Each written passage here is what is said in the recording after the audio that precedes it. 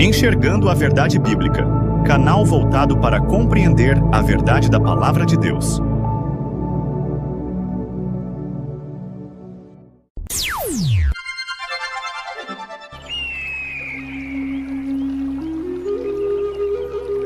A fé vem pelo ouvir da Palavra de Deus. Olá, paz seja contigo. Hoje vamos estudar a parte 4. O assunto que estamos abordando é Jesus, quem Ele é, quem Ele não é. Capítulo 3. Jesus é o mais importante rei da nova criação, o qual é a imagem do Deus invisível, o primogênito de toda a criação. Colossenses capítulo 1, versículo 15. E ao anjo da igreja de Laodiceia escreve: Isto diz o Amém, a testemunha fiel e verdadeira, o princípio da criação de Deus. Apocalipse capítulo 3, versículo 14. Estas duas passagens retratam a superioridade de Jesus em relação a todas as coisas do mundo. Mas o trinitarianismo e outras teologias aplicam aqui o sentido de tempo. O vocábulo primogênito, no sentido denotativo, representa o primeiro gerado, mas em sentido conotativo, ele significa o mais importante. Primogênito no texto de Colossenses capítulo 1, versículo 15. Está no sentido de importante, superior. Jesus é o mais importante da nova criação de Deus, a Igreja e o seu reino. Isto é, decifrado pelo contexto. Vejamos os versos 13 e 16 a 18 que indicam que ele é superior. E dele é um reino, o qual nos tirou da potestade das trevas e nos transportou para o reino do Filho do seu amor. Colossenses capítulo 1, versículo 13. Como rei, tudo está centralizado nele. Porque nele foram criadas todas as coisas que há nos céus e na terra, visíveis e invisíveis, sejam tronos, sejam dominações, sejam principados, sejam potestades. Tudo foi criado por ele e para ele. E ele é antes de todas as coisas, e todas as coisas subsistem por ele. E ele é a cabeça do corpo, da igreja. É o princípio e o primogênito dentre os mortos, para que em tudo tenha a preeminência. Colossenses capítulo 1, versículos 16 a 18. Quanto à expressão princípio da criação de Deus, em Apocalipse capítulo 3, versículo 14, se enquadra na mesma situação. Apesar da exegese da palavra princípio indicar tempo em sua acepção imediata, o contexto sugere sentido de superior. Aqui se trata de pessoas que abandonaram o seu líder e se acham ricos, mas são pobres. Pensam que são importantes, mas são insignificantes. Pensam que não têm falta de nada, mas lhes faltam tudo. Somente aqueles que seguirem as determinações do líder é que serão convidados para um lugar sublime, o trono do rei. Ao que vencer, lhe concederei que se assente comigo no meu trono, assim como eu venci, e me assentei com meu Pai no seu trono. Apocalipse capítulo 3, versículo 21. O contexto é tão claro que uma tradução inglesa verte o sentido para líder, chefe, cabeça. E ao anjo da igreja em Laodiceia diga: essas coisas diz o verdadeiro e certo testemunho, a cabeça de Deus da nova ordem. Apocalipse, capítulo 3, versículo 14. A expressão The Head of God's New Order quer dizer diretamente cabeça de Deus da nova ordem. Tanto Colossenses quanto em Apocalipse, o contexto demonstra que se trata de um reino. Reino tem rei, líder, chefe, príncipe, soberano, que sempre é alguém importante, alguém superior aos demais. Reinos envolvem tronos, soberanias, principados e dominações. Esta é a referência do texto de Colossenses. Não se trata de criação natural, mas da criação espiritual, da qual Jesus é a cabeça, líder. Jesus foi designado para reinar sobre todas as nações da terra. Neste sentido, tudo foi criado por ele e para ele. Além do mais, o texto é claro em dizer que até entre os salvos, ele é preeminente. Para finalizar, o conceito de superior, atentemos que tanto a carta aos Colossenses como a carta à Laodiceia são dirigidas a duas comunidades com o mesmo tipo de problema. Rejeitavam a soberania de Cristo. Colossos e Laodiceia eram cidades próximas e Laodiceia era fruto da evangelização promovida pelos colossenses. Portanto, natural que a elas fossem dirigidas as mesmas recomendações.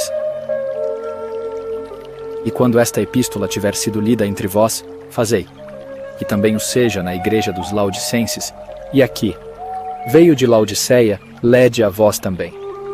Colossenses capítulo 4, versículo 16. A argumentação levantada pelos trinitarianistas, arianistas e outros com base nestas passagens não faz sentido, além de que há contradição entre eles neste ponto. Trinitarianos dizem que aqui é uma prova de que Jesus é Criador. Mas como poderia ser Criador e a primeira obra ao mesmo tempo? Já os pré-existencialistas explicam de duas formas diferentes. Aqueles que admitem Jesus como sendo Deus são dualistas, definem o primogênito com sentido de superior. Isto concorda com a explicação dada por nós, mas contradiz a Bíblia que não define Jesus como Deus. Outros, os arianistas, que não admitem que Jesus é Deus, para concordarem com as Escrituras, entendem que Ele é a primeira criação de Deus. A contradição agora é com Provérbios capítulo 8, que sugere a sabedoria como a primeira criação de Deus. Então, quem seria de fato a primeira criação de Deus? A sabedoria ou Jesus Cristo? Em suma, o verdadeiro conceito de superior nestas passagens apaga o errôneo conceito de anterior levantado pelos pré-existencialistas. Aqui não existe prova da existência anterior de Jesus, a não ser que uma interpretação forçada seja adotada. Jesus continua sendo o homem que foi elevado à condição de Senhor e Rei. Jesus está em forma de Deus. Alguns textos parecem indicar que Jesus é Deus. Quando analisados criteriosamente, vemos que nada pode ser usado destes textos como prova de sua suposta divindade. São apenas textos glorificando a Jesus por causa da posição de rei. As principais afirmações neste sentido são: forma de Deus. Teu trono, ó Deus, nosso Deus e Salvador. Senhor meu, Deus meu, fazendo-se igual a Deus. Forma de Deus. Talvez, o texto de Filipenses poderia ser considerado a prova mais contundente de que Jesus é Deus. Porém, isto não é possível. Não é possível porque o texto não afirma que Jesus é Deus. Pelo contrário, afirma que Jesus é homem. Apenas impressões ou concepções antecipadas podem fazer as pessoas verem Jesus como Deus neste texto. Nunca devemos ler um texto fora de seu contexto. Para cumprir com tal regra, devemos subordinar a ideia que fazemos ao ler um texto à ideia imediatamente anterior. Assim, o texto de Filipenses capítulo 2, versículos 5 a 8. Não deve fugir do tema proposto nos versos 1 a 5. De sorte que haja em vós o mesmo sentimento que houve também em Cristo Jesus, que sendo em forma de Deus, não teve por usurpação ser igual a Deus, mas esvaziou-se a si mesmo, tomando a forma de servo, fazendo-se semelhante aos homens. E, achado na forma de homem, humilhou-se a si mesmo, sendo obediente até a morte, e morte de cruz. Filipenses capítulo 2, versículos 5 a 8. Os adeptos da cristologia tradicional afirmam que este texto está mostrando que Jesus deixou o seu status de Deus junto ao Pai e se tornou um homem. Não é isso. O texto, quando lemos na versão da Sociedade Bíblica Britânica, diz: o qual, subsistindo em forma de Deus. Filipenses capítulo 2, versículo 6. As versões tendenciosas para a Trindade chegam a dizer: sendo Deus. Isto está completamente fora do contexto. Para não dizer que tais tradutores estão achando que os críticos não percebem tal afronta contra a hermenêutica. Neste texto, que devemos ler desde o verso 1, O contexto mostra Jesus como um homem, que subsistia na forma de Deus, não que existia como Deus. Aqui se trata de um homem semelhante a um Deus, não um Deus se tornando homem. De acordo com a teologia trinitariana, seria um Deus assumindo a substância humana.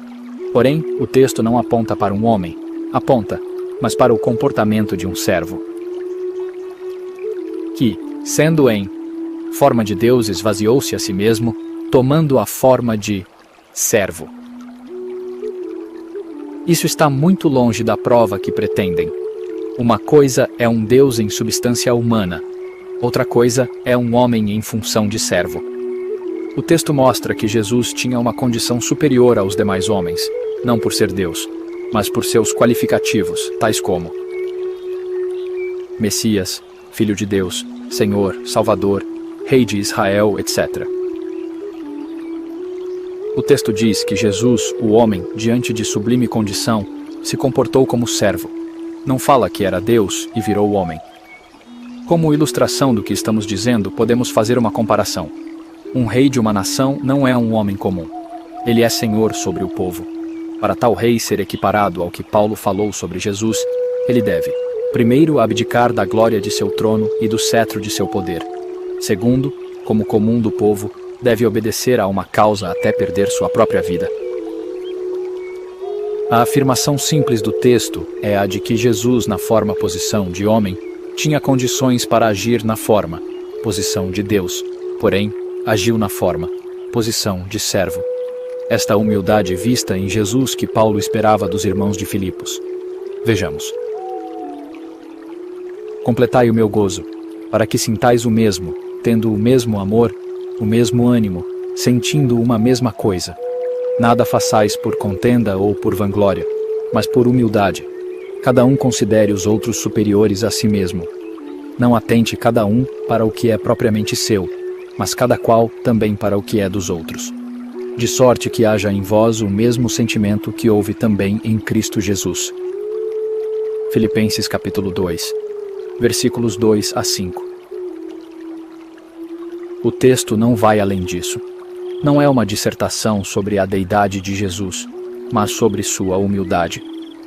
Alguns outros versículos em Filipenses ajudam na compreensão. No capítulo 1, versos 15 a 18. Verdade é que também alguns pregam a Cristo por inveja e porfia, mas outros de boa vontade. Uns, na verdade, anunciam a Cristo por contenção, não puramente, julgando acrescentar aflição às minhas prisões. Mas outros, por amor, sabendo que fui posto para a defesa do Evangelho. Mas que importa? Contanto que Cristo seja anunciado de toda a maneira, ou com fingimento ou em verdade, nisto me regozijo, e me regozijarei ainda. Filipenses capítulo 1, versículos 15 a 18. As intrigas geradas entre os irmãos que queriam ser mais que os outros motivou o apóstolo Paulo a ilustrar a humildade no comportamento de Jesus. Portanto, a forma de Deus não se trata de afirmar que Jesus é Deus, mas de mostrar que Jesus, um homem com qualidades divinas, preferiu se comportar com qualidades de servo. Não seria lógico Paulo usar a humildade de um Deus para exemplificar a humildade dos homens.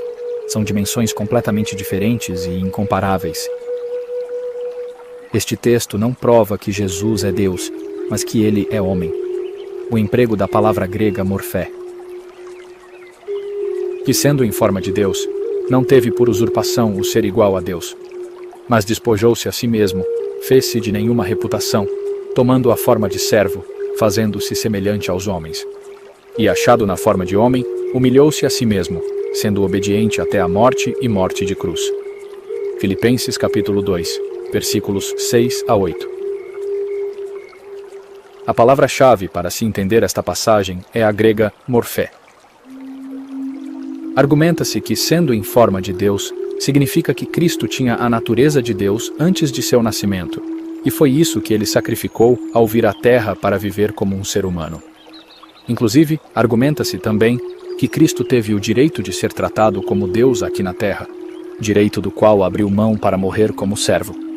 Naturalmente, para isso ser possível, despojou do seu direito à divindade com todos os seus atributos. Mas morfé geralmente traduzido como forma, no grego koiné, refere-se a estado na vida, posição representativa ou posição de alguém. Não se trata de essência, pois é eidos, e não morfé, o termo grego que transmite a ideia de natureza essencial. Como explica Liddell Scott no seu léxico, morfé significa figura, forma, aparência, opõe-se ao eidos, que significa forma verdadeira. O contexto imediato ajuda-nos a entender como Paulo usa a palavra morfé. No verso 7, ele diz que Cristo tomou a forma de servo. Ser um servo, escravo, criado, não é algo definido pela natureza material do ser. Ninguém nasce servo. Nós nos posicionamos como servos, muitas vezes pela força das circunstâncias ao longo da vida. O termo servo não denota a essência. O emprego do grego morfé não sugere uma espécie de natureza essencial, que o constituiria num servo obediente até a morte, mas sugere uma posição, um estado, ocupado pela pessoa. O contexto não apoia qualquer outro sentido. A palavra forma, morfé, usada neste contexto deve, portanto, referir-se à posição, aparência, comportamento de um escravo como a característica distintiva. Assim como quando fala em forma de Deus, se refere à posição, aparência e comportamento de Deus. O que Jesus resignou-se em agir. O estado de Cristo como Deus é contrastado com seu estado de servo. Traduzir ou entender morfé como natureza essencial neste texto realmente não se encaixa no contexto. Cristo, como um homem na terra, funcionava no estado ou posição de Deus, ou seja, posição representativa. Isto não é difícil entender, pois no passado houve um precedente histórico igual a este. Quando Deus chamou Moisés para ser seu agente, para trazer o povo de Israel do Egito, lhe disse: Eis que te tenho posto por Deus sobre Faraó, e Arão teu irmão será o teu profeta. Êxodo capítulo 7, versículo 1. O texto no hebraico ainda é mais claro, porque a palavra por não está no texto hebraico original, o que daria o seguinte sentido na declaração de Moisés: Te tenho posto para ser Deus sobre Faraó, em Êxodo capítulo 4, versículo 16. Deus já havia dito a Moisés que ele seria Deus para Arão. Isto significa que Moisés agiu como se fosse Deus na terra. Ele era o líder designado para atuar como Deus, possuindo a autoridade para levar o próprio nome ou título de Deus.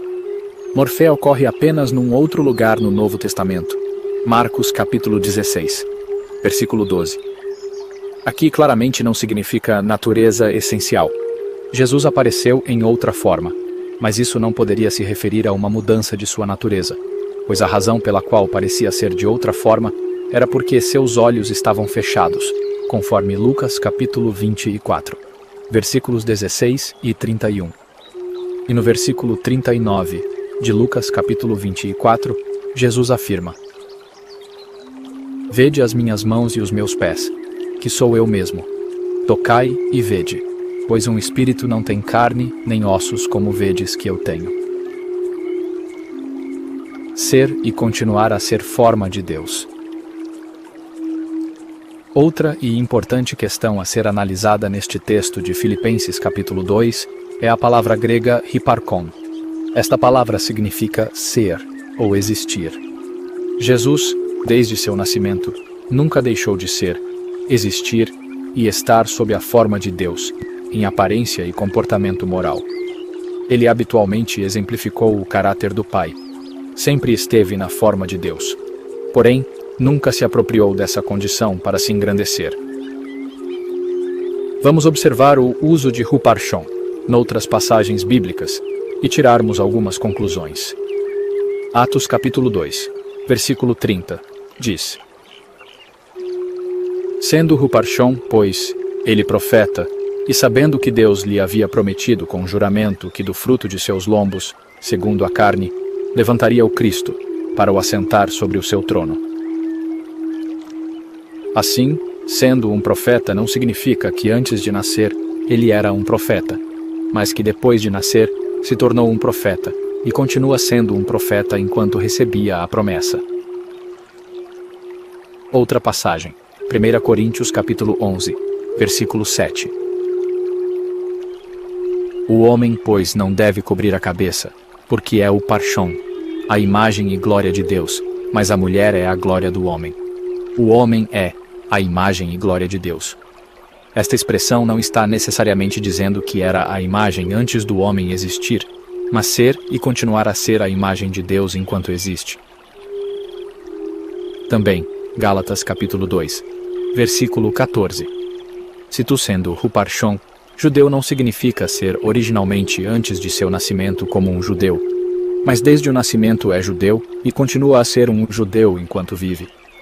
Portanto, Jesus, sendo forma de Deus, não quer dizer que era Deus antes de nascer de Maria, mas que durante sua vida era e continuava sendo forma de Deus. Não ser uma forma física igual a Deus, mas ser uma forma moral de Deus. Era um homem cuja ética, moral, santidade, justiça, misericórdia, amor, etc., era da mesma forma de Deus. Podemos dizer que Jesus é a imagem. Imagem é uma forma espiritual de Deus. E isto não o transforma em Deus. Pelo contrário, necessário se faz que não seja Deus para Hyparchon, forma de Deus. A teoria do esvaziamento. Que sendo em forma de Deus, não teve por usurpação ser igual a Deus, mas despojou-se, Kenu, a si mesmo, tomando a forma de servo, fazendo-se semelhante aos homens. O verbo esvaziar ou despojar, que aqui aparece, é Kenu em grego, do qual alguns trinitarianos têm desenvolvido uma doutrina chamada a teoria kenosis. Segundo esta doutrina, o Cristo pré-existente se despojou da manifestação de alguns de seus atributos da divindade a fim de fazer-se homem. Sem entrar nos vários aspectos desta teoria, podemos dizer que todos eles usam o termo kenosis para apoiar a ideia da pré-existência pessoal de Cristo. Contudo, pelo contrário, este texto de Filipenses sugere que o Messias pôs de lado qualquer tentação humana para se exaltar. Ele não deixou dentro de si mesmo nenhum espaço para o orgulho, a arrogância e nenhum plano feito sem a submissão total à vontade de Deus. Então, eu disse: aqui estou. No livro está escrito a meu respeito: vim para fazer a tua vontade, ó Deus. Havendo declarado em primeiro lugar: sacrifícios, ofertas, holocaustos e ofertas pelo pecado não quiseste, tampouco deles te agradaste, os quais foram realizados conforme a lei. Então, completou: aqui estou, vim para fazer a tua vontade. E assim, ele cancela o primeiro padrão, para estabelecer o segundo. E por essa determinação, fomos santificados por meio da oferta do corpo de Jesus Cristo, feita de uma vez por todas. Hebreus capítulo 10, versículos 7 a 10. Então declarei: eis aqui estou. No pergaminho está escrito a meu respeito: tenho imensa alegria em fazer a tua vontade, ó meu Deus. A tua lei está no íntimo do meu ser. Às multidões anunciei os teus atos de justiça, pois meus lábios não se puderam conter, como tu mesmo sabes, ó Eterno. Salmos número 40, versículos 7 a 9. Esta passagem é reconhecida geralmente por ser uma má tradução, mas vejamos certas versões. A RSV diz o seguinte: ele não contou a igualdade com Deus como uma coisa que devesse ser aproveitada. A KJV traduz assim: fez a si mesmo de nenhuma reputação. Uma referência óbvia ao período de seu ministério humano. Paulo fala em Filipenses do Jesus histórico, não de uma pessoa que era um ser antes de nascer para depois fazer-se Cristo. É esta pessoa histórica que se esvaziou. Como pessoa histórica, Jesus tinha certas posições adquiridas. Ele era o Messias e Rei de Israel. Como Filho de Deus, tinha a aparência, a forma, a posição de Deus. Porém, ele não se utilizou destas prerrogativas divinas. Seu comportamento mostrou que abdicou de tudo o que tinha para obedecer de forma servil. Não foi de uma posição celestial, um status de Deus, que ele se esvaziou para supostamente descer à terra. Ele derramou sua alma, sangue, para provar com morte de cruz sua submissão e humildade. Jesus é o homem modelo, não um Deus modelo. Jesus é um Deus sentado num trono. Teu trono, ó Deus. Outro texto bastante usado pelos defensores da ideia que Jesus é Deus, ou pré-existente, é Hebreus capítulo 1, versículo 8. Contudo, este texto só prova que Jesus é um rei, nada mais. Vejamos. Mas do Filho diz: ó Deus, o teu trono subsiste pelos séculos dos séculos. Cetro de equidade é o cetro do teu reino. Hebreus capítulo 1, versículo 8. Aqui não há prova alguma de que Jesus é Deus. O objetivo de Hebreus é mostrar a superioridade do sacerdócio de Jesus em relação ao sacerdócio levita. Para indicar isso, no capítulo 1, o autor usou várias citações do Antigo Testamento, cujas figuras e tipologias reforçam o fato de Jesus estar exaltado acima dos anjos. Uma destas citações é o texto de Salmos número 45. Quem lê este salmo desde o primeiro verso percebe que se trata de uma crônica dirigida a um excelso rei, que por figura e em forma de profecia retrata Jesus em Hebreus. Nada há nesta citação dos Salmos e em todo o capítulo 1 de Hebreus que prove Jesus ser Deus. Vejamos o texto de Salmos número 45. O meu coração ferve com palavras boas, falo do que tenho feito no tocante ao rei. A minha língua é a pena de um destro escritor. Tu és mais formoso do que os filhos dos homens. A graça se derramou em teus lábios, por isso Deus te abençoou para sempre. Cinge a tua espada à coxa, ó valente, com a tua glória e a tua majestade. E neste teu esplendor cavalga prosperamente, por causa da verdade, da mansidão e da justiça. E a tua destra te ensinará coisas terríveis. As tuas flechas são agudas no coração dos inimigos do rei, e por elas os povos caíram debaixo de ti. O teu trono, ó Deus, é eterno e perpétuo. O cetro do teu reino é um cetro de equidade. Tu amas a justiça e odeias a impiedade. Por isso Deus, o teu Deus, te ungiu com óleo de alegria mais do que a teus companheiros. Salmos número 45, versículos 1 a 7. O texto é um elogio ao rei. O Deus eterno engrandeceu este rei, que é comparado a um Deus, assim como foram muitos outros reis na antiguidade. O próprio Herodes foi elogiado por falar como um Deus. E num dia designado, vestindo Herodes as vestes reais, estava assentado no tribunal e lhes fez uma prática. E o povo exclamava: voz de Deus e não de homem. Atos capítulo 12, versículos 21 e 22. Outras passagens indicam que homens especiais são equiparados a deuses. Então disse o Senhor a Moisés: eis que te tenho posto por Deus sobre Faraó, e Arão, teu irmão, será o teu profeta. Êxodo capítulo 7, versículo 1.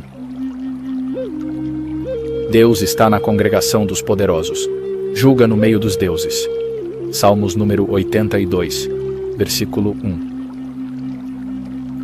Eu disse: vós sois deuses, e todos vós filhos do Altíssimo. Salmos número 82, versículo 6. Respondeu-lhes Jesus: não está escrito na vossa lei. Eu disse: sois deuses. João capítulo 10, versículo 34. Dois textos ajudam a esclarecer a posição de Jesus antes e depois de sua ascensão aos céus. O primeiro diz que o homem mortal é menor que os anjos. Que é o homem mortal para que te lembres dele, e o filho do homem, para que o visites. Pois pouco menor o fizeste do que os anjos, e de glória e de honra o coroaste. Salmos número 8, versículos 4 e 5. O segundo texto diz que Jesus também é menor que os anjos. Vemos, porém, coroado de glória e de honra, aquele Jesus que fora feito um pouco menor do que os anjos, por causa da paixão da morte, para que, pela graça de Deus, provasse a morte por todos. Hebreus capítulo 2, versículo 9. Mas um outro texto diz que ele é maior. feito tanto mais excelente do que os anjos, quanto herdou mais excelente nome do que eles. Hebreus capítulo 1, versículo 4. Como assim? Um texto diz que ele é menor do que os anjos e outro diz que é maior? Isto acontece porque é a verdadeira história de Jesus. No plano da matéria, ele foi e é um homem como nós. Porém, no plano das coisas espirituais, ele foi elevado acima dos anjos. Hoje, como homem, está à destra de Deus, posição que nem aos anjos Deus estendeu convite. Portanto, nada há na passagem de Hebreus capítulo 1, versículo 8, que prova ser Jesus Deus. Só prova que ele é um grande rei, portanto homem. Nosso Deus e Salvador. Algumas passagens parecem afirmar que Jesus é Deus e Salvador. Estas são usadas pelos defensores trinitários. O argumento é o de que somente Deus é Salvador, portanto, Jesus seria Deus. É um argumento válido? Vejamos. Aguardando a bem-aventurada esperança e o aparecimento da glória do grande Deus e nosso Senhor Jesus Cristo. Tito, capítulo 2, versículo 13.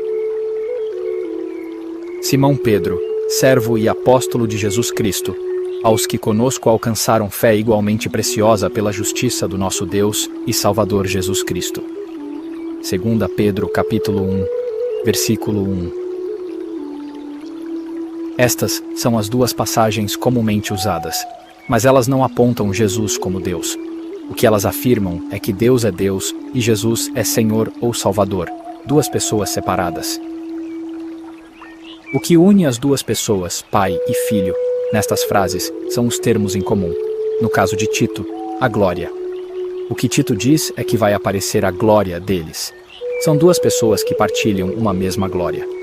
Em Pedro, o comum entre eles é a justiça. A justiça é de Deus e é a mesma do Senhor Jesus. Estas passagens só afirmam que existem qualidades compartilhadas entre duas pessoas. Portanto, não podemos tirar daí uma compreensão de que Jesus é Deus.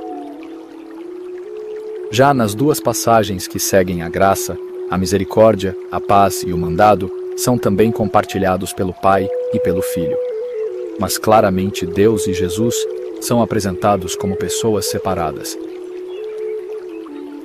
A Tito, meu verdadeiro filho, segundo a fé comum. Graça, misericórdia e paz da parte de Deus Pai e da do Senhor Jesus Cristo, nosso Salvador. Tito capítulo 1, versículo 4. Paulo, apóstolo de Jesus Cristo, segundo o mandado de Deus, nosso Salvador, e do Senhor Jesus Cristo, esperança nossa. 1 Timóteo, capítulo 1, versículo 1. Existem outras passagens como estas que parecem indicar que Jesus é Deus. Isto é apenas uma questão de estilo redacional. Em algumas passagens, os autores, ou, às vezes, os tradutores, apresentaram a informação de forma que a distinção entre Deus e Jesus não ficou tão aparente. Contudo, nenhum problema, pois em outras a separação está bem explícita. Devemos olhar para todo o conjunto da obra para entender cada autor. Para finalizar, assim como a glória, a justiça, a paz e a misericórdia foram usadas no texto de maneira comum entre Deus e Jesus, também o termo salvação ou Salvador. Afinal, a obra de Deus e de Jesus é a mesma. Tentar provar uma ideia com tal compreensão do texto é forçar por demais o sentido. São aqueles a quem Pedro diz que torcem as Escrituras para sua própria perdição. Senhor meu e Deus meu. E Tomé respondeu, e disse-lhe, Senhor meu e Deus meu. João capítulo 20, versículo 28. Pelo contexto, esta passagem denota uma expressão de assombro. Tomé, que só cria vendo quando viu, ficou impressionado. Num momento singular, expressou algo que poderia significar o conceito de Deus direcionado a Jesus. No entanto, não é possível que assim seja, porque nada na sua fala esta direcionado a Jesus. Foi somente uma expressão de espanto. Uma impressão pessoal não é prova material. Fazendo-se igual a Deus. Por isso, pois, os judeus ainda mais procuravam matá-lo, porque não só quebrantava o sábado, mas também dizia que Deus era seu próprio Pai, fazendo-se igual a Deus. João capítulo 5, versículo 18. Um grande equívoco de leitura é cometido neste texto. Usar a acusação que os judeus incrédulos faziam a Jesus como prova de que Jesus é Deus beira o abismo do entendimento. Se isso fosse verdade, então Jesus seria um transgressor dos mandamentos, pois os judeus também o acusaram de violar o sábado. As duas acusações devem ser verdades. Não podemos apoiar apenas naquela que interessa ao argumento. Este tipo de argumentação pouco contribui para os defensores da deidade de Jesus. O contexto apenas aponta para a ideia de que Deus fazia as boas obras no sábado. Jesus sabia disso, pois ao ordenar ao homem para pegar sua cama e andar, tinha a certeza de que Deus executaria a cura. Sendo assim, Jesus não se eximia de curar nos sábados, pois sabia que o Pai o apoiava. Este texto não é prova de que Jesus é Deus, ou um ser pré-existente. E Jesus lhes respondeu: Meu Pai trabalha até agora, e eu trabalho também. João, capítulo 5, versículo 17. Não a nós, Senhor, nenhuma glória para nós, mas sim ao teu nome, por teu amor e por tua fidelidade. Pois dele, por ele e para ele são todas as coisas. A ele seja a glória para sempre. Amém. Glória a Deus e a Jesus, nosso Redentor. Fiquem todos na paz e na proteção do Eterno, em nome do Senhor Jesus. Amém. Acesse os seguintes canais no YouTube. Canal Enxergando a Verdade Bíblica, YouTube. Canal O Caminho Estreito, YouTube. Canal do Evangelista Flávio, YouTube. Canal Como Diz a Escritura, YouTube. Se inscreva nestes canais e assinem o sininho para receber notificações quando tiver novos vídeos e transmissão de live ao vivo. Acesse também o site da Igreja de Deus Movimento Congregacional em www.igrejadedeus.com.br. Neste site você encontrará vários estudos da sã doutrina, seja em áudios, vídeos e PDF. Paz seja convosco.